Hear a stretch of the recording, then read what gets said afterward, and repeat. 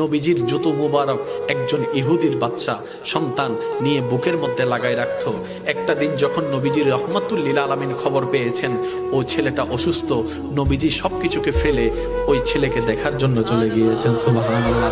যাওয়ার পরে নবী বুঝতে পারলেন তার আর দুনিয়ার ভিসা বেশিক্ষণ নাই। রবের কাছে দোয়া করলেন, ও আল্লাহ, আমাকে মহাব্বত করে আমার জুতা নিয়েছে, আমাকে মহাব্বত করে আমার জুতা বুকে নিয়েছে।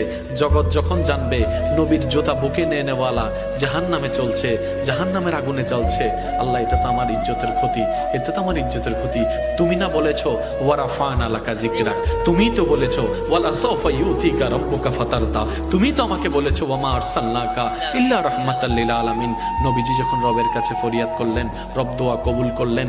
আল্লাহ তাআলা রাসূলকে নির্দেশ দিলেন, আপনি ওকে কালিমা পড়তে পড়েন। সে কালিমা পড়তে দেরি, ইন্তেকাল হতে দেরি হবে না, ইন্তেকাল হতে দেরি, জান্নাত দিতে দেরি হবে না। সুবহানাল্লাহ।